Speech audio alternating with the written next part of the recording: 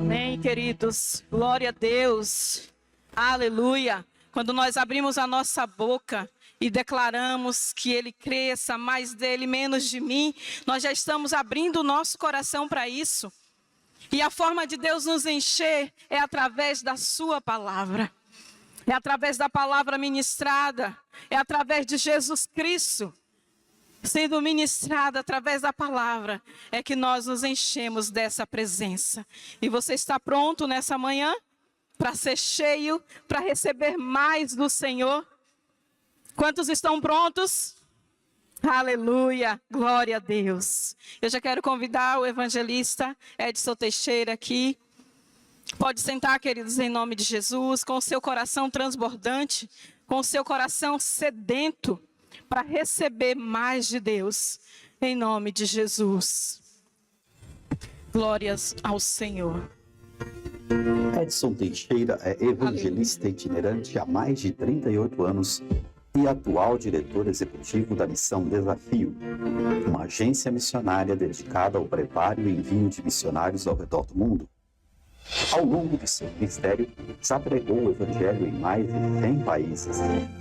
É fundador e coordenador do projeto Compaixão, que atua nas 100 cidades mais pobres do Brasil, levando esperança por meio de cruzadas evangelísticas e ações sociais. Também desenvolve trabalho missionário no Haiti, na África e no Paquistão, atuando na implantação de igrejas e em projetos que libertam famílias e crianças do sistema de escravidão, oferecendo educação e formação cristã. É casado com Lovuama e pai de Blanche e Adassa. Recebemos com alegria o evangelista Edson Teixeira.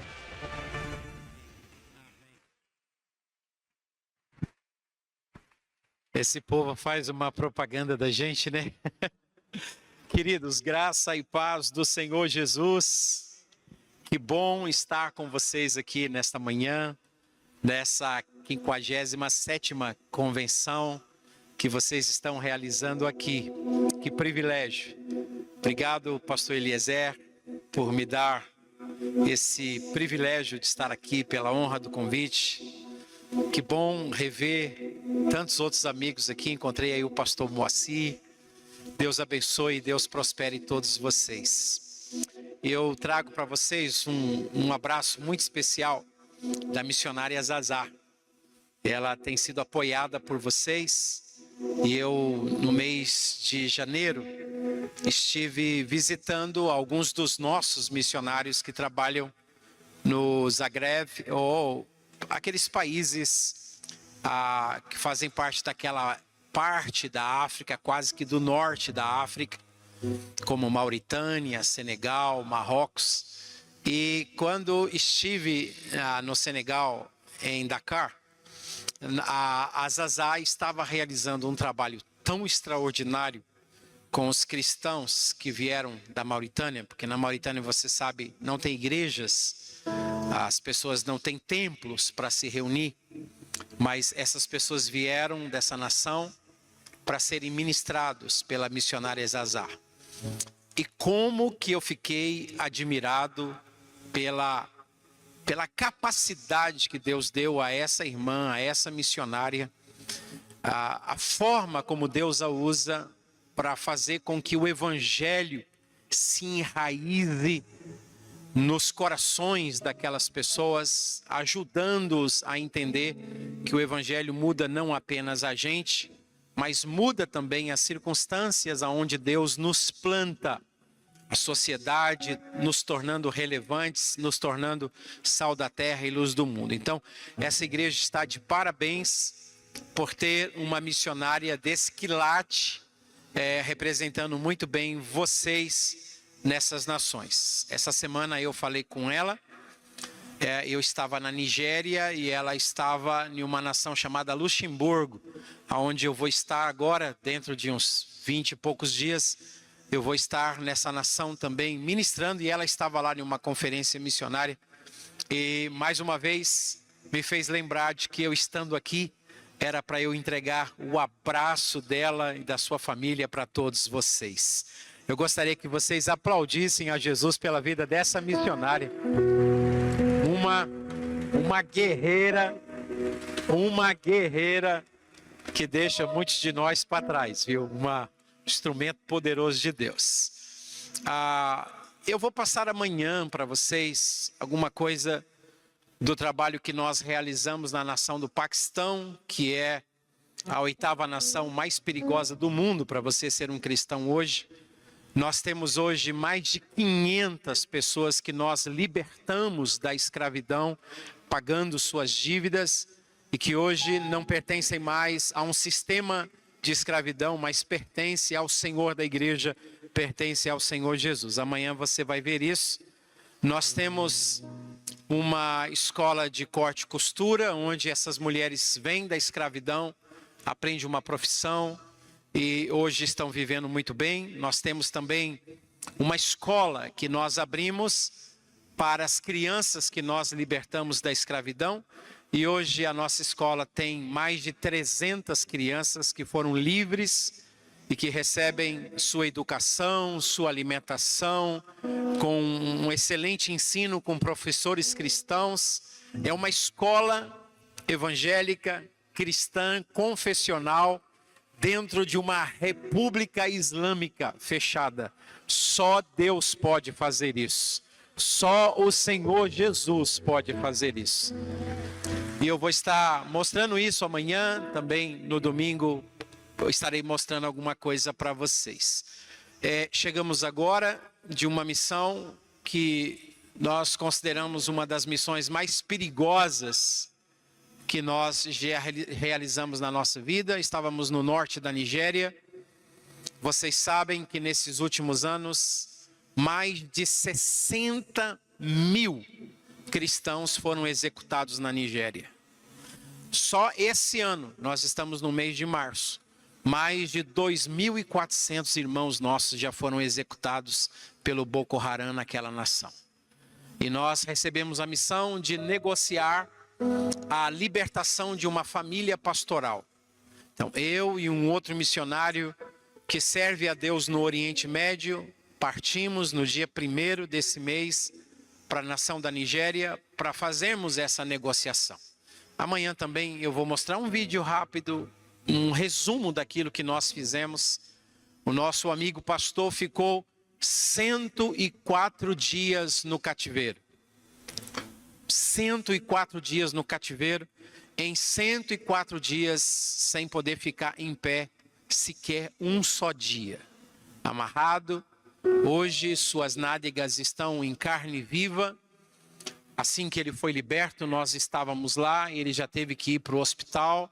Sua sogra, sua irmã, seu irmão, seu cunhado, toda a família pastoral que foi levada cativa pelo Boko Haram, todos tiveram que sair do cativeiro e ir direto para o hospital devido à situação em que eles se encontravam. Mas as boas novas é que no penúltimo dia de nossas negociações, e era o penúltimo dia de nossa estada na Nigéria, todos os membros da família estavam libertos para a glória do Senhor Jesus. E o nome do Senhor Jesus está sendo glorificado naquele lugar. Bendito seja Deus. Pregamos de norte a sul, de leste a oeste naquela nação. Em 10 dias, eu acho que eu preguei 17 vezes em acampamentos de refugiados do Boko Haram, em reuniões só para pessoas que foram sequestradas. Histórias que a gente não tem noção do que está acontecendo naquela nação. Por favor, quando você orar, ore pelos nossos irmãos na Nigéria. A igreja lá está mais forte do que nunca. Mas mais do que nunca em toda a história, essa igreja tem sido dizimada pelo Boko Haram. Irmãos que têm que abandonar tudo que eles têm para viver como refugiados em lugares que eu estive e que aquilo é uma miséria tremenda. E eles não negaram a sua fé por amor a Jesus. Então, orem pela igreja na Nigéria. Nós estaremos lançando, eu acredito que mais 60 dias, 90 dias, nós estaremos lançando um livro contando a história da Nigéria. O livro se chamará Nigéria em Chamas, mostrando os dois lados dessa chama. O lado da perseguição, que essas casas têm sido queimadas, suas igrejas têm sido queimadas com 40, 50 cristãos dentro, sendo carbonizados. Mas por outro lado, o fogo do Espírito tem sustentado essa igreja, tem mantido essa igreja de pé. Então logo logo nós vamos contar a história do Boko Haram nessa nação, do Estado Islâmico, mas vamos contar a história de uma igreja vitoriosa que está triunfando naquela nação. Orem por nós. Eu quero que você abra a sua Bíblia, você que trouxe a sua Bíblia. Nós estamos em uma geração que cada dia mais as pessoas estão deixando a Bíblia no sentido de livro, não que estão abandonando a Bíblia, mas estão tendo-a nos seus aplicativos. Então, se você não trouxe a sua Bíblia no livro, abra aí o seu aplicativo, seu iPod, seu iPad, seu celular. Livro de Êxodo, segundo livro da Bíblia, capítulo de número 32. Eu quero agradecer ao pastor Elton Mello. Eu tenho vários dos seus livros e todos eles foram presenteados pelo pastor. E muito obrigado por mais esse presente que o Senhor me deu. Deus abençoe muito a sua vida. Seus livros têm edificado a fé de muitas pessoas. Êxodo capítulo 32. Eu quero pensar rapidamente com vocês sobre algumas características da igreja relevante. E a gente vai ver aqui dois tipos de igreja. Nós vamos ver uma igreja falsa, que é a igreja que mais aparece hoje na nossa sociedade, mas ela é a igreja falsa. Essa igreja, ela é representada por um sacerdócio, que é o sacerdócio de Arão.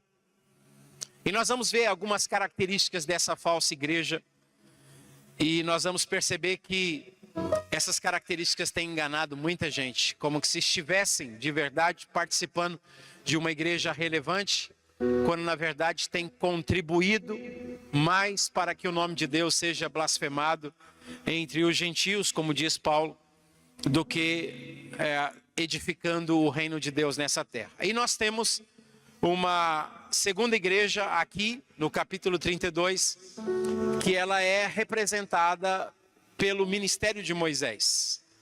Essa é a igreja relevante.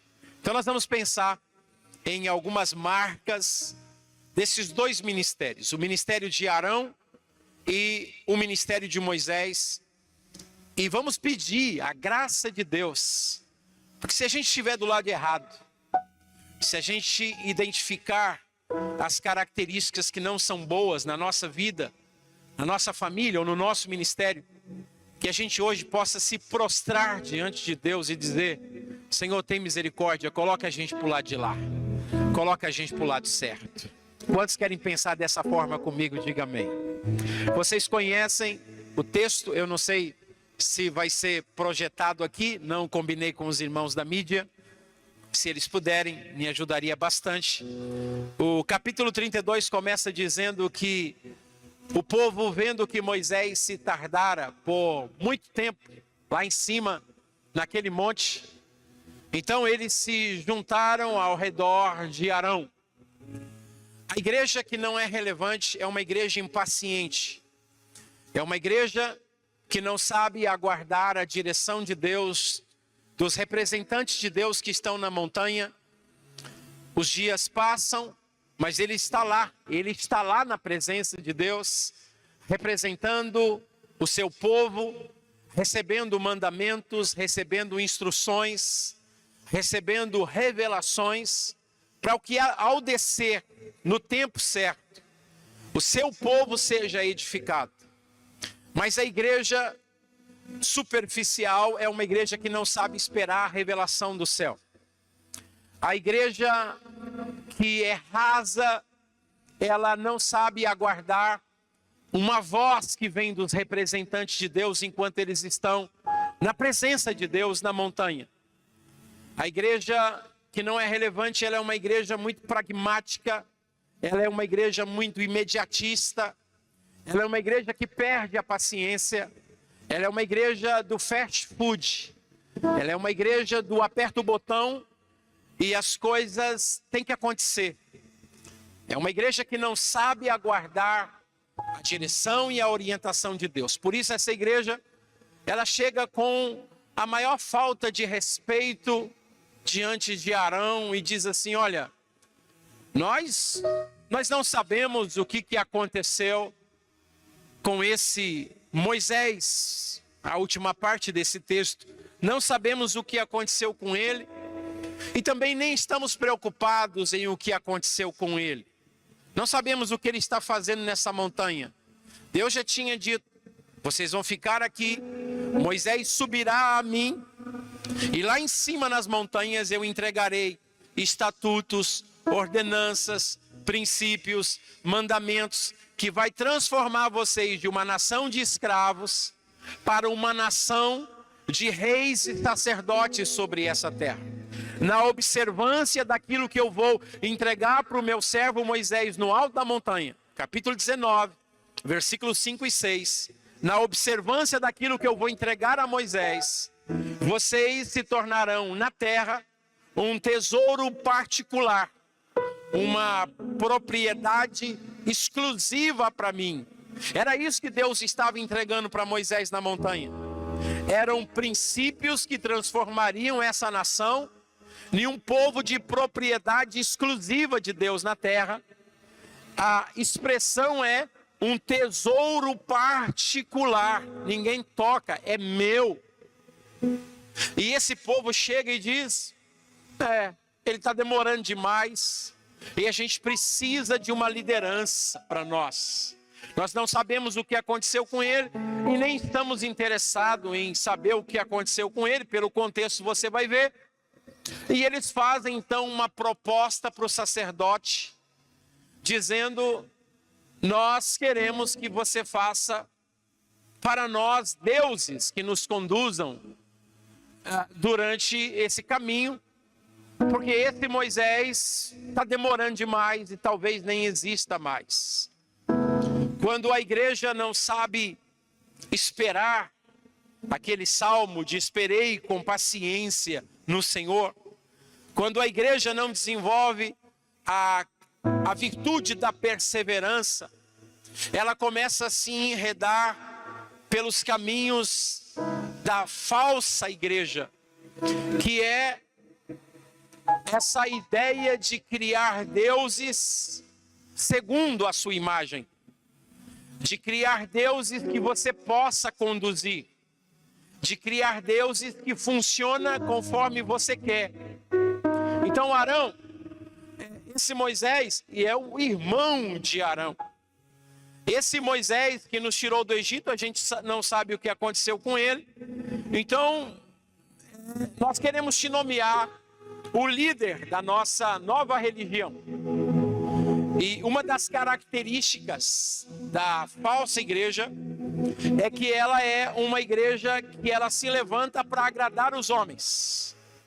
Ela está aí para satisfazer o desejo das pessoas. Ela não está para representar Deus. A liderança não está para representar Deus. A liderança está para apresentar um Deus que é feito de acordo com a imaginação do povo que está elegendo esse homem como seu líder.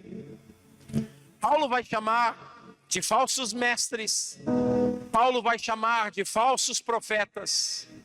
O falso mestre e o falso profeta, ele nunca vai se apresentar com um chifre, com um tridente. Ele é falso porque ele aparenta ser um verdadeiro. Ele é falso porque ele tem a aparência que traz em si as características do verdadeiro. Mas ele é um falso. Um falso profeta engana porque ele é falso. Ele não é um profeta falso declarado. Porque se ele fosse um profeta longe de Deus declarado, ele não seria um falso. Ele seria um herege declarado. Quantos estão me entendendo, por favor, diga amém. Por isso Jesus diz: acautelai-vos dos falsos profetas, que vêm a vós disfarçados de ovelhas, disfarçados. Essa é a expressão de Jesus em Mateus capítulo 7, disfarçados. Há um disfarce para enganar. Há um disfarce para você pensar que você está no verdadeiro. Por isso são falsos. É uma religião que é feita para agradar os homens. E essa, você vai ler aqui, a partir do versículo de número 2, que o Arão disse: então, já que vocês estão me nomeando para fazer deuses, de acordo com a vontade de vocês, para conduzir vocês, então coloque ouro nas minhas mãos. Tire o ouro das orelhas, dos corpos dos vossos filhos e coloca ouro na minha mão, porque se vocês colocarem ouro em minhas mãos, eu dou forma ao Deus que vocês desejam. Então vocês querem deuses? Queremos. Então coloque dinheiro na minha mão, coloque dinheiro na mão do sacerdote, do falso sacerdote, e ele vai produzir um Deus de acordo com a sua vontade. Nós vivemos isso hoje. Nós estamos vivendo em um período em que é só você colocar dinheiro na mão desses líderes. É só você muni-los. O profeta Amós diz que se você der a eles limpeza de dente, eles amaldiçoarão vocês. Que linguagem é essa que Amós está usando de dar a eles limpeza de dente? Eles não ter nada para sujar a boca, para comer. Tire a comida da mesa deles. Tire o filé mignon da mesa deles. Tire as ofertas, tire os recursos das mãos desses falsos. E você vai ver quem eles de verdade são. Mas qual é o grande problema?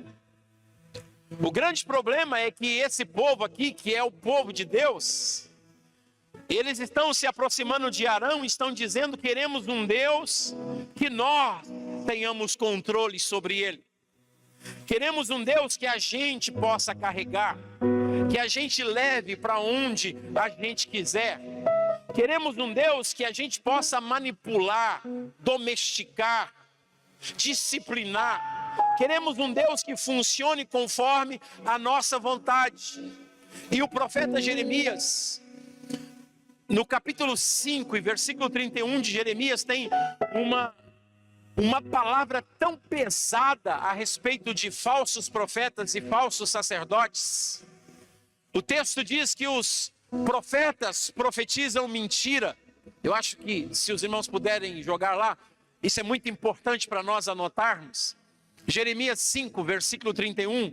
Os profetas profetizam mentira. Os sacerdotes governam em proveito próprio. O profeta é aquele que representa a voz de Deus para o povo. O sacerdote é aquele que representa a fraqueza do povo para Deus. São dois ministérios que Deus estabeleceu nessa terra. Um para representar Deus diante dos homens e o outro para representar os homens diante de Deus. São ministérios sagrados. O profeta e o sacerdote. Os profetas profetizam mentiras. Os sacerdotes governam em proveito próprio. E para piorar, o que é que diz o texto? O meu povo gosta dessas coisas. As pessoas não querem um profeta que te chame para oração. As pessoas não querem um profeta que te chame para conserto, para confissão de pecados, para humilhação diante de Deus. Por isso que se ora pouco na igreja. Por isso que não tem jejuns prolongados, quebrantamentos, santificação, desenvolvimento de discernimento para ouvir a voz de Deus, a voz profética.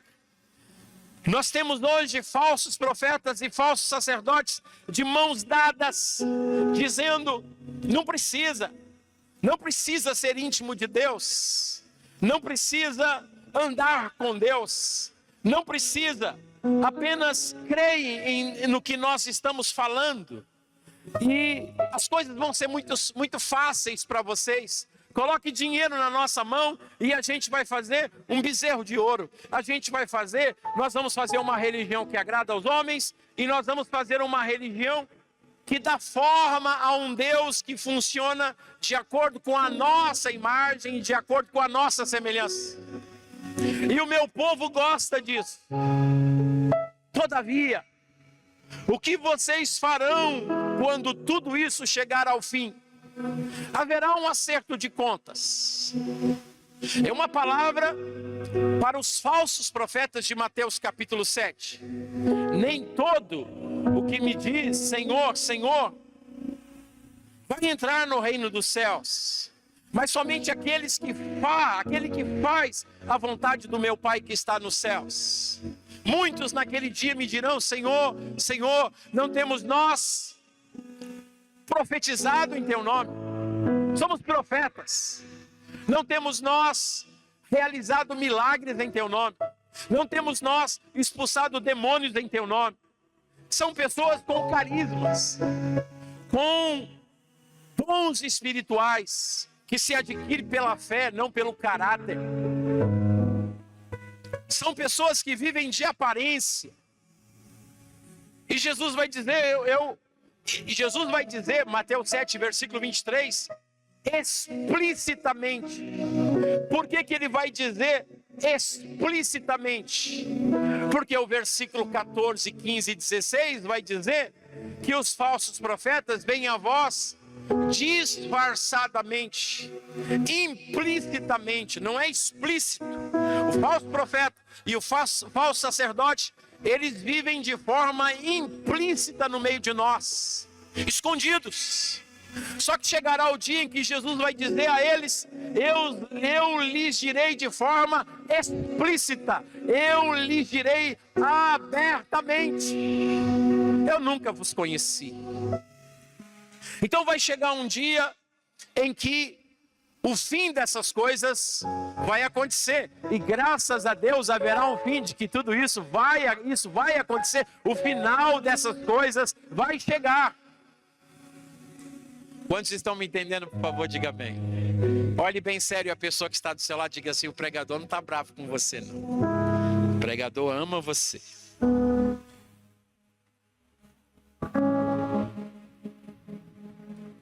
Então, primeiro, o Arão inventa uma religião que agrada os homens. Segundo, ele inventa uma religião que dá forma a Deus. Coloca dinheiro na mão deles e você vai ver que você vai ter um Deus bonachão, um Deus que não te repreende, um Deus que não te exorta, um Deus que não te disciplina, um Deus que considera você um bastardo, porque a Bíblia diz em Hebreus 12 que só o bastardo que não é corrigido, porque todo aquele a quem Deus recebe como filho, Deus o disciplina e Deus o corrige, porque Deus quer a sua maturidade.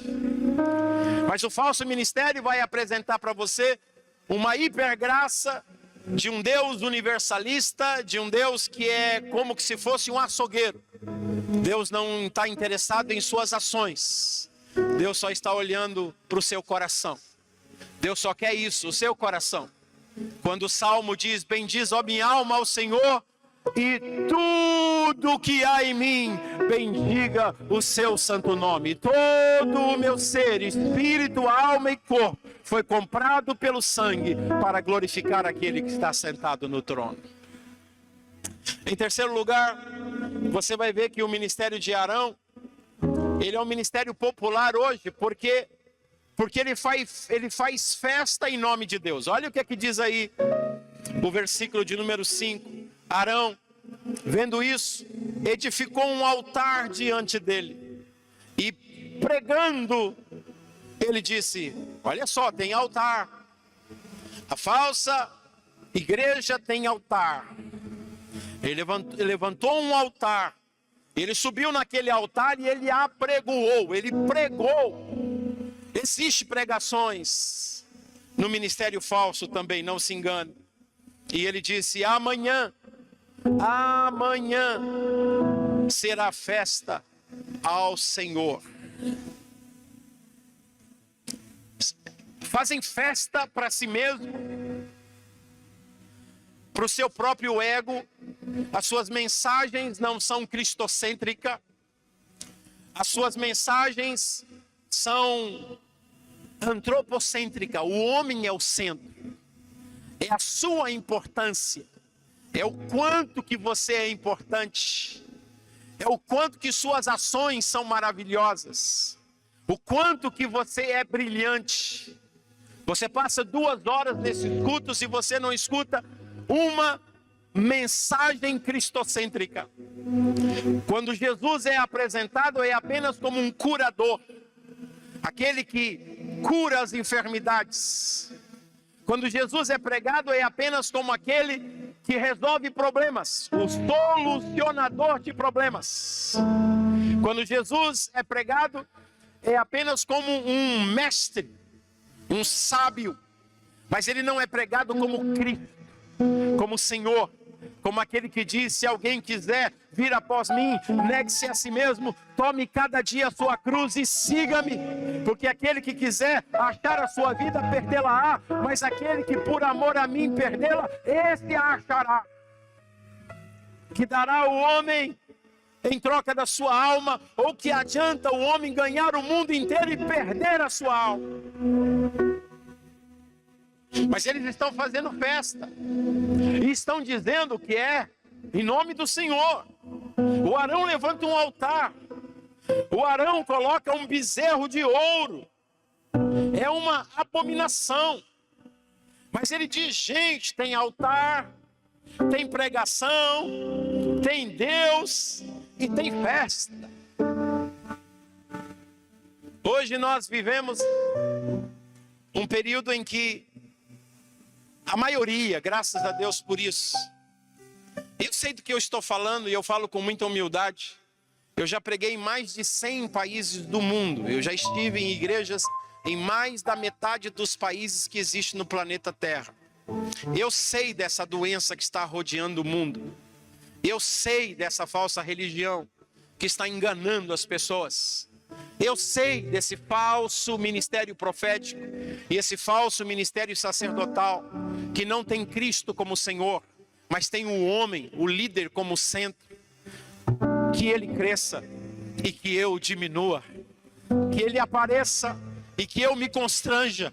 O ministério verdadeiro não é aquele que coloca o homem como centro. O ministério verdadeiro é aquele que coloca Jesus como Rei dos reis, do Senhor dos senhores. Ele é a estrela, ele é o Senhor da nossa vida, o Senhor da igreja. Ele é o cabeça. Leia Efésios capítulo 4, versículo 11, você que é pastor. E ele concedeu, a palavra concedeu, ele deu. É charis, é dom, é presente. Ele concedeu para a igreja apóstolos, profetas, evangelistas, pastores e mestres, visto que tinha em mente a finalidade do aperfeiçoamento dos santos para a obra do ministério, até que todos nós, todas as juntas e medulas, crescendo de forma organizada, possamos crescer em tudo naquele que é o cabeça, e o cabeça é Cristo. Só que o texto diz que ele deu para a igreja apóstolos, profetas, evangelistas, pastores e mestres. O texto não diz que ele deu à igreja para apóstolos, profetas, evangelistas, pastores e mestres. Não é a igreja que é um presente para esses 5 ministérios. A igreja tem um dono, e o dono da igreja é Jesus de Nazaré. Ele derramou o sangue dele por ela. Eu edificarei a minha igreja, diz o Senhor. A igreja é dele. Ele não deu a igreja para 5 ministérios. Ele ama tanto a igreja que ele deu 5 ministérios para a igreja. Ele é o dono dos ministérios. Ele é o dono da igreja. Quantos estão me entendendo, por favor, diga amém. Você vai perceber que a falsa religião, a falsa igreja, olha o que é que diz o versículo 6, ela tem mais uma característica. Primeiro, ela agrada a Deus, agrada os homens. Segundo, ela dá forma a Deus. É um Deus que tem que funcionar de acordo com como eu quero, de acordo com o dinheiro que eu tenho, as ofertas que eu dou. Terceiro, se faz festa em seu nome e você se engana pensando que Deus está ali, porque se usa o nome de Deus. Quarto, é uma igreja que se preocupa apenas com as coisas dessa vida. Olha o que diz o versículo de número 6. Ofereceram holocaustos, trouxeram ofertas, e o povo assentou-se para comer e beber. E diz a última parte do versículo: e levantou-se para se entregar a farra. Uma outra tradução diz: e levantou-se para divertir-se. É um culto com adoração, com ofertas, com sacrifícios, mas é para distração. Não é para te levar a uma reflexão profunda de por que você está aqui, mas é para farra, é para se divertir. Comeu, bebeu e levantou-se para se divertir, para se entregar à farra. O apóstolo Paulo, no capítulo da ressurreição, de 1 Coríntios capítulo 15, ele está tentando ensinar aquele povo, dizendo: cuidado, porque as más conversações corrompem de verdade os bons costumes, e vocês estão sendo corrompidos porque vocês estão sendo enganados, porque há desdobramentos eternos, haverá uma ressurreição, haverá um acerto de contas, haverá uma trombeta que irá soar, haverá uma ressurreição dentre os mortos, haverá um rapto. Mas vocês estão dominados pela filosofia. 1 Coríntios capítulo 15, Paulo diz: comamos e bebamos, porque amanhã nós iremos morrer. A falsa igreja hoje, ela se preocupa apenas com as coisas dessa vida, só com as coisas dessa terra. Olha as suas orações, escute as suas orações, seja sincero em ouvir as suas orações. Escute o que você está pedindo para Deus. Já não se pede mais a presença, já não se tranca mais em um quarto. Nós quase não sabemos o que é. Entra no teu quarto, fecha a tua porta, e o teu pai que te vê em secreto te recompensará. É você entrar e dizer: pai, eu não estou aqui para pedir nada, eu só estou aqui porque tu és o meu pai e eu quero ter comunhão contigo, eu quero desfrutar de sua presença. Olhe as suas campanhas, olhe as campanhas de nossas igrejas. É porque temos um filho drogado, é porque temos uma filha que está envolvida com drogas, é porque temos uma doença no nosso corpo. Olha as nossas orações, é porque o nosso salário está pequeno, é porque a igreja do outro está cheia, a nossa está vazia. Então vamos fazer uma campanha para ver se a nossa igreja enche. Ou eu estou precisando de um emprego melhor, Deus tocar no coração do patrão para ele me promover, ou então fulminar ele para me colocar no lugar dele. Olha as nossas orações, é sempre nós, nossas coisas, nossa casa, nosso cachorro, nosso ministério, nosso apartamento, a pulguinha do nosso cachorrinho, sempre voltada para as nossas coisas, nossas necessidades. Nós entramos nessa.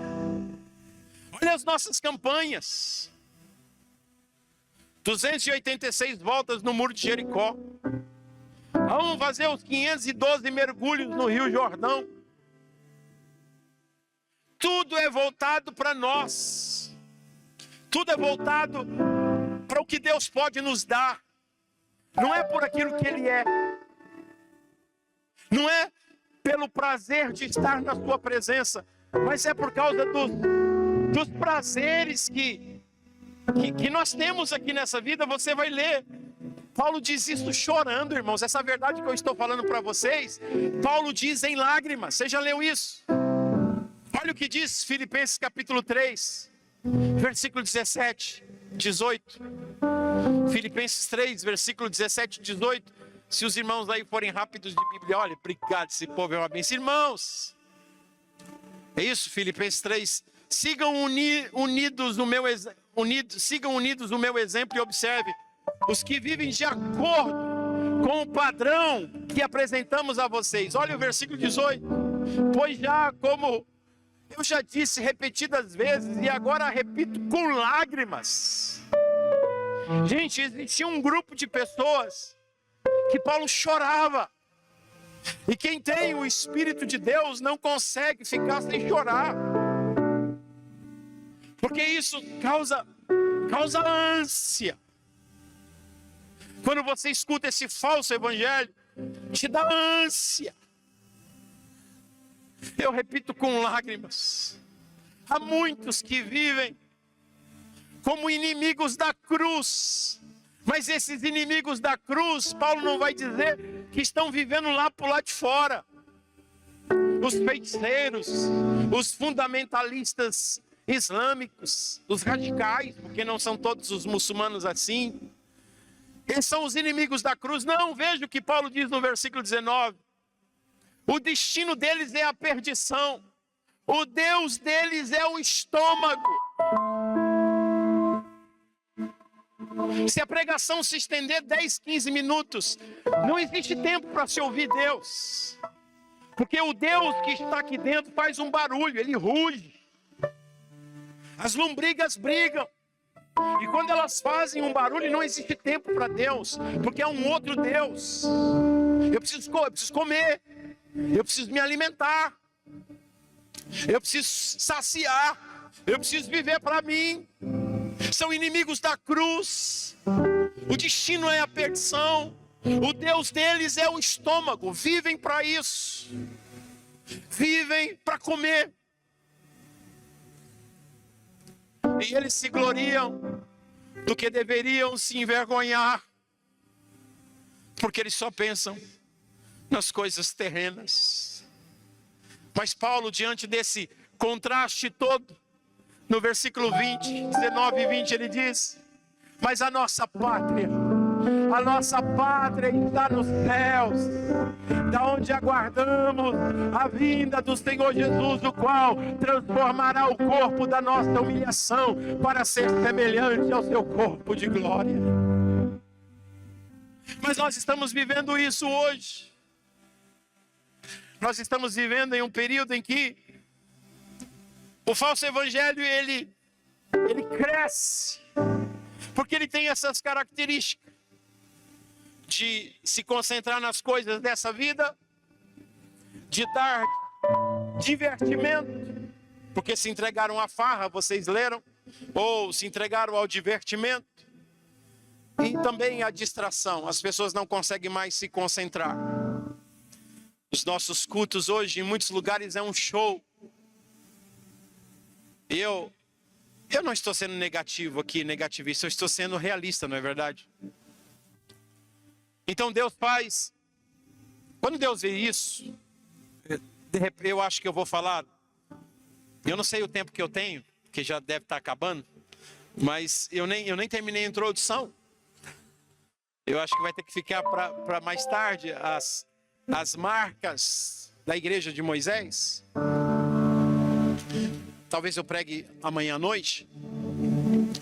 Mas Deus diz para Moisés, enquanto ele estava lá no monte, diz assim: Moisés, desce, porque o teu povo, que você fez subir do Egito, versículo de número 8, versículo 7 e 8, desce, porque o teu povo que fizer sair do Egito, já se corrompeu, e depressa se desviou do caminho que eu havia ordenado, e eles fizeram para si um bezerro fundido de ouro.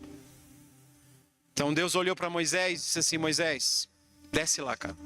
Esse povo aí, que eu entreguei na sua mão, o teu povo, ele se corrompeu e você precisa descer. Aí Moisés desce.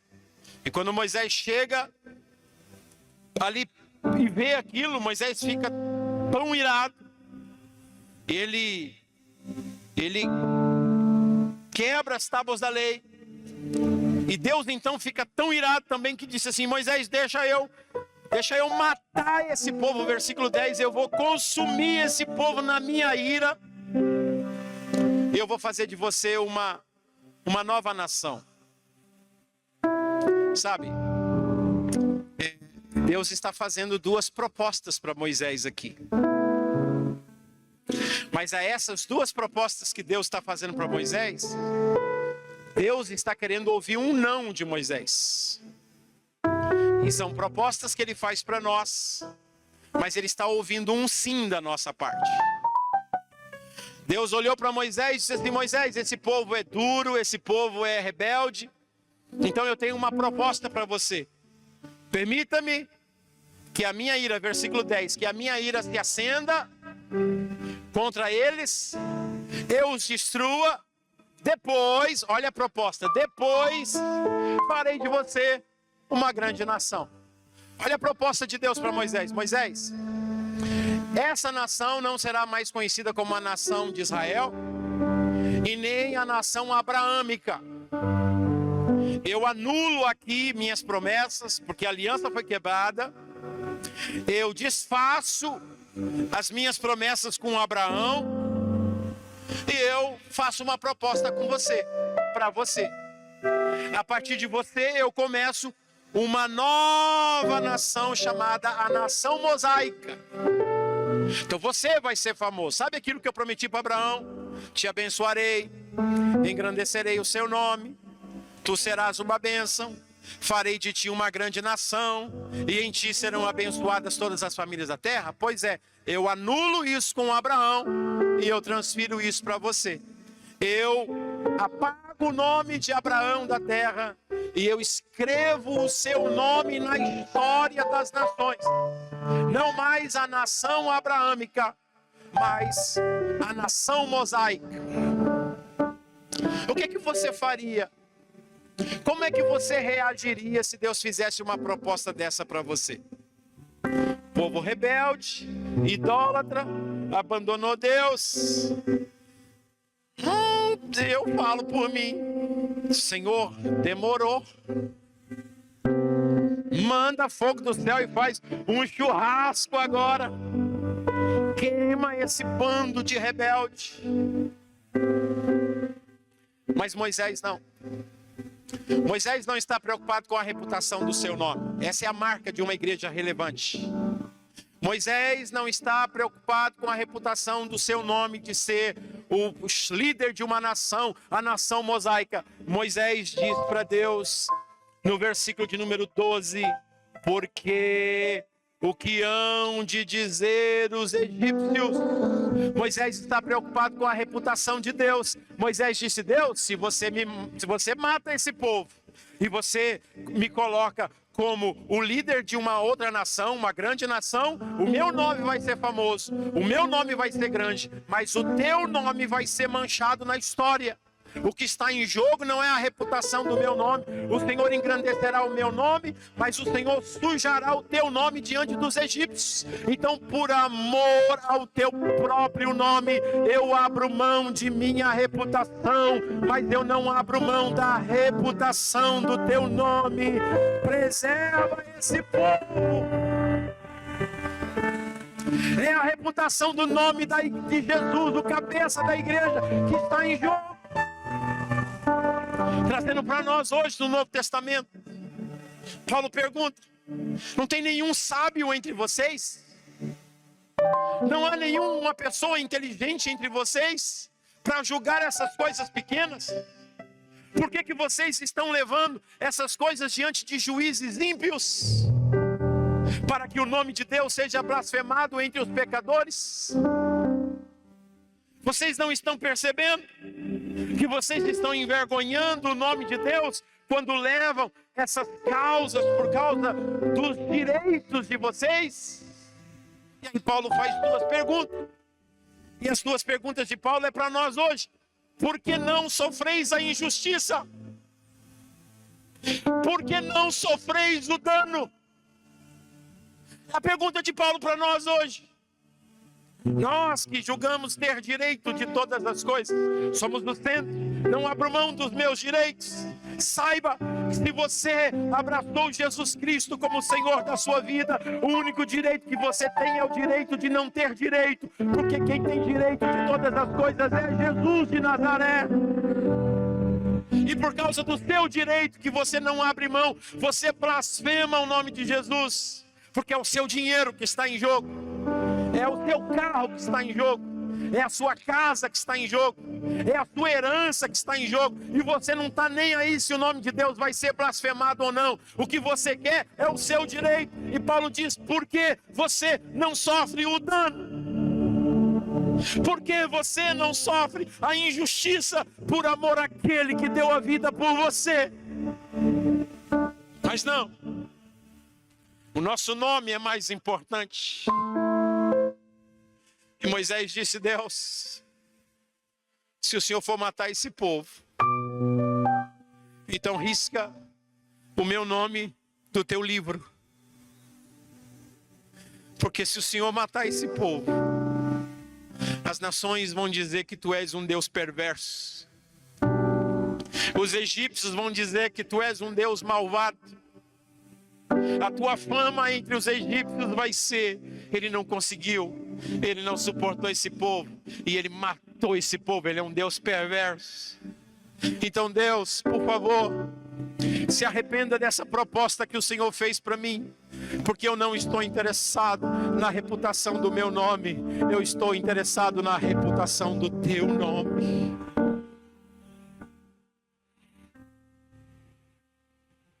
Queridos, quando é que de verdade a gente vai dizer: Deus, coloca essa marca na igreja que eu pastoreio,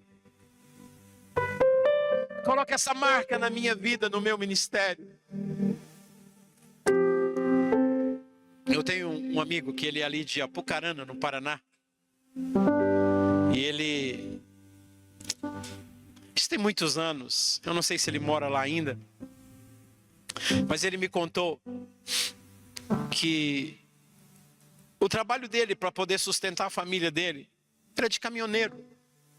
Então ele pegava o caminhão, abastecia lá em Paranaguá, se eu não me engano, alguma coisa assim, ou abastecia em algum lugar do Centro-Oeste e levava para Paranaguá. Ele fazia sempre essa rota. Mas ele não tinha tempo para estar na igreja.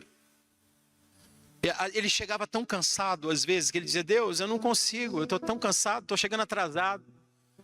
Prepara para mim um emprego que eu possa te servir junto com a minha esposa, com os meus filhos, para eu não precisar ficar com esse sentimento de culpa, porque eu tento dirigir mais rápido, mas eu nunca consigo chegar a tempo. O fato, resumindo a história, eu até conto isso em um dos meus livros.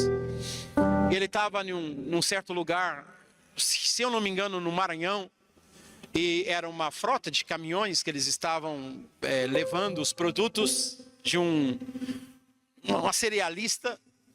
Eu sei que eles tinham que descansar e os caminhões todos pararam em um pátio muito grande de um posto de gasolina, em uma cidade chamada Santa Inês do Pará. E eles foram dormir, cada um na caçamba do seu caminhão, que tinha a sua cama, tudo arrumadinho. Mas nesse posto de gasolina tinha uma espécie de uma boate. Enfim, os caminhoneiros são muito famosos, muitos deles, graças a Deus não são todos, e esse irmão é a prova disso, de serem mulherengos, de saírem com as mulheres e tal. E ele sabia disso. E os seus amigos todos foram para essa boate. E um dos seus que estavam nesse caminhão era um dos líderes lá, que prestava conta de tudo, veio chamá-lo. E disse: Márcio, vamos, eu quero que você vá lá com a gente para a balada. E ele disse assim: desculpa, eu não frequento essas coisas, eu sou casado. Aqui todo mundo é casado, rapaz, ninguém vai saber. Ele disse: não, desculpa, eu não vou para esse lugar, vou ficar aqui no meu caminhão.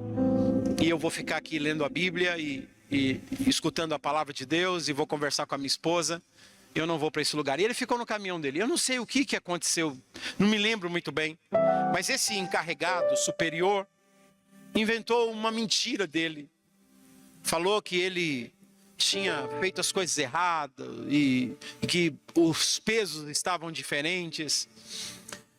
O fato é que o dono da empresa não deixou ele nem voltar com o caminhão de carga. Outra pessoa teve que pegar o caminhão. Ele teve que pegar um avião, voltar embora para Londrina. Foram buscar em Londrina. Ele foi dispensado do seu emprego, foi mandado embora por uma calúnia. E o Márcio ficou muito triste. E ele foi para a igreja, naquela época era o pastor Hilton de Paula, pastor da igreja presbiteriana renovada ali em Apucarana. E ele conta que foi para a igreja chorando, dizendo: Deus, eu me guardei, eu não fui lá pecar, eu preservei o seu nome, a sua santidade na minha vida, eu mostrei para eles que eu sou crente, e o Senhor faz isso comigo, o Senhor permite isso comigo, agora como é que eu vou sustentar a minha família?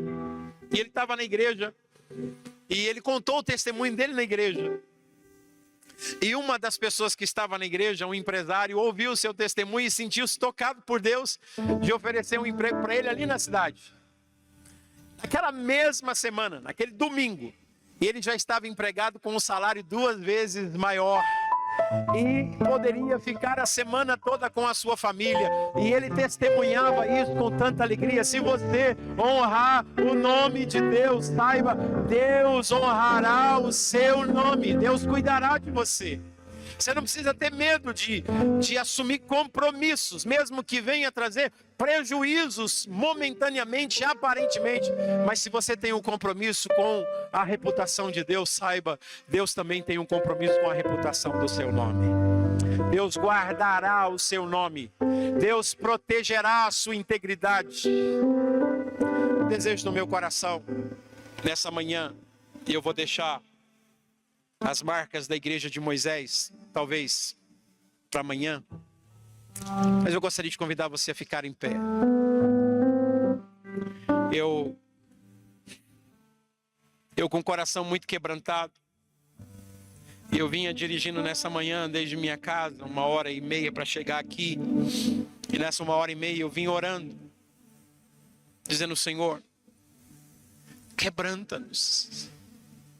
Por favor, não permita que seja só mais uma convenção para os meus amigos pastores, mas que seja uma convenção extraordinária, que eles voltem para suas cidades, para suas casas, totalmente transformados pelo poder da Tua palavra.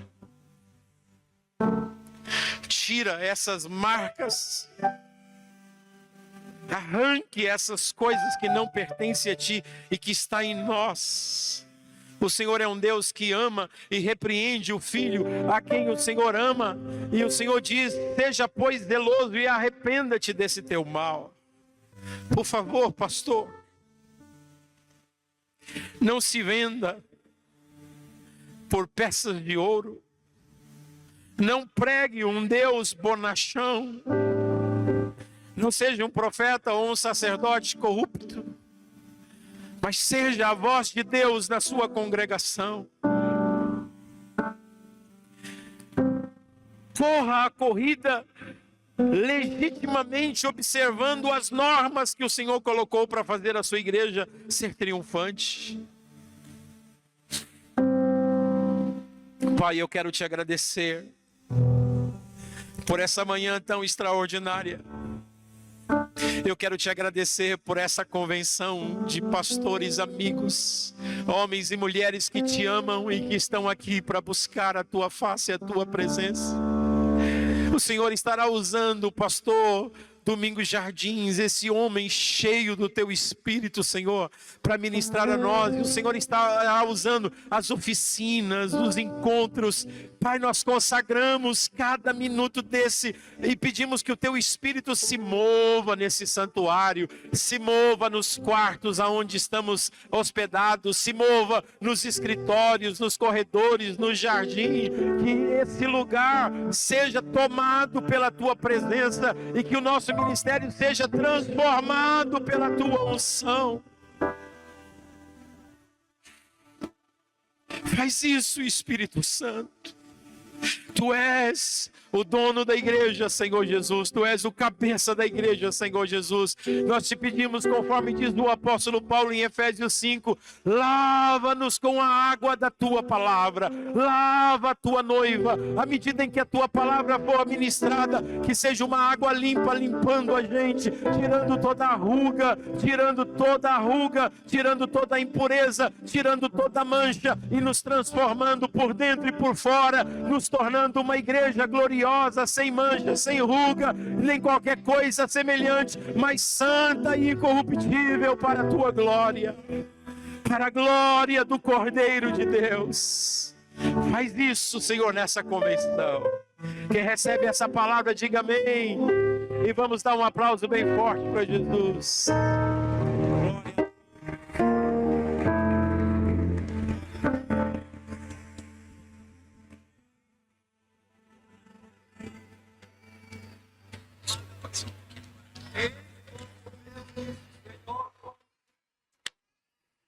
Eu nunca abençoei um falso profeta. Eu nunca enviei um falso profeta. Os meus profetas falam a verdade. Eles dizem a verdade.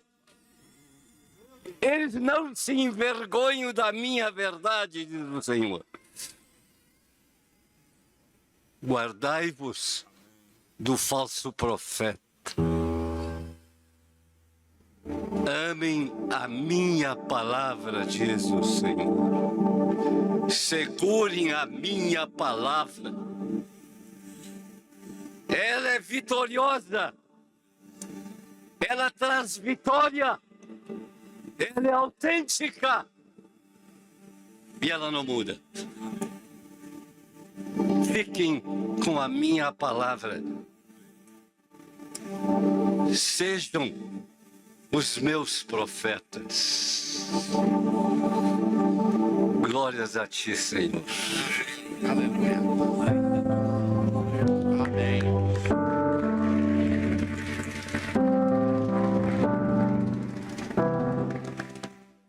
Aleluia. Glória a Jesus. De fato, diminuímos nessa manhã e o Senhor Jesus cresceu em nós. Aleluia. Glória a Deus. Pode sentar, queridos, em nome de Jesus. Eu quero trazer aqui 2 avisos para vocês. O primeiro deles é que nós tivemos um problema técnico e por isso os cultos de ontem à noite e hoje pela manhã não foram transmitidos ao vivo. Mas estamos resolvendo esse problema e a partir de hoje à noite em diante os cultos serão transmitidos pelo YouTube, tá? Os cultos de ontem e hoje pela manhã não foram transmitidos, mas foram gravados. E o link será colocado, enviado nos grupos de WhatsApp, tá bom? Dos cultos que serão transmitidos pelo YouTube. Amém, irmãos? Deu para entender? E também nós temos agora 4 oficinas.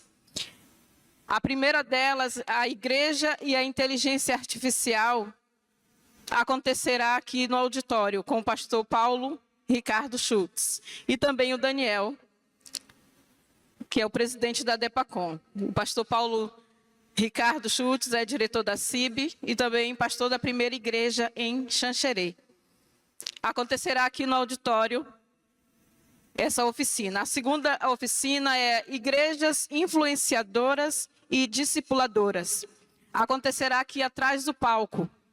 Vai ter alguém aqui direcionando vocês, quem deseja ir até esse local, atrás do palco. A outra oficina, Comunidades de Estudos Bíblicos, formando grupos e estudo da Bíblia em sua comunidade, será do lado direito aqui do palco de quem sai, do auditório, de quem sai. Tá? Será ministrada pelo pastor Eliseu de Lima, pastor e também foi diretor da MOB. E a outra oficina também acontecerá, a oficina é a influência do Ministério das Mulheres na igreja local. Acontecerá aqui à esquerda de quem sai. Será ministrado também pela irmã Raquel Nunes, que é líder do Ministério Feminino da Igreja Batista Betel, em Guaíba, Rio Grande do Sul. Amém, queridos? Deu para entender? Vamos colocar de pé, então, em nome de Jesus, e vamos orar ao Senhor, encerrando esse período, mas continuaremos na presença do Senhor, aprendendo com tudo que nós iremos ouvir nas oficinas, que também será para o nosso crescimento espiritual, para recebermos mais de Deus. Coloque a mão no seu coração, em nome de Jesus. Vamos fazer melhor. Dê a mão à pessoa que está do seu lado. Esse irmão amado aí, essa irmã amada. E vamos orar junto com eles. Senhor, nós queremos te agradecer por esta manhã, por este período em que o Espírito Santo falou ao nosso coração. Queremos te louvar, Senhor, por este momento tão precioso na tua presença, Deus, onde nós fomos, Senhor, tratados, sarados, fomos ensinados pelo Senhor, Deus. Te glorificamos, Pai, porque juntos, como igreja amada do Senhor, nós podemos ouvir da palavra, ouvir do Senhor, Pai, crescer na Tua presença. Queremos te pedir, Deus, que nessas oficinas, a qual nós estaremos ali, Deus, possamos também continuar crescendo, continuar aprendendo, Senhor, para servir melhor nas nossas igrejas, Senhor, nos lugares onde o Senhor nos levou, nos lugares onde estamos inseridos, Pai, porque cremos que o Senhor nos chamou para fazer a diferença. Pai, a igreja, Senhor, ela é relevante. Deus, ela faz a diferença no lugar onde ela está inserida. E o Senhor usa a minha vida, Deus. O Senhor usa a vida dos meus irmãos, de cada um dos que estão aqui. Queremos continuar crescendo em Ti, crescendo no Senhor. Pai, o crescimento vem a partir do momento em que nós aprendemos da Tua palavra, aprendemos do Senhor. Usa, Deus, os Teus filhos nessa manhã, de forma poderosa. E glorifica o Teu nome, Senhor, porque Cristo é o centro da igreja. Cristo é o centro das nossas vidas. E para a glória do Teu nome, Senhor, nós Te exaltamos em nome de Jesus. Amém. Glória a Deus. Você pode aplaudir ao Senhor? Glória a Deus. Amém. Fique à vontade, irmãos.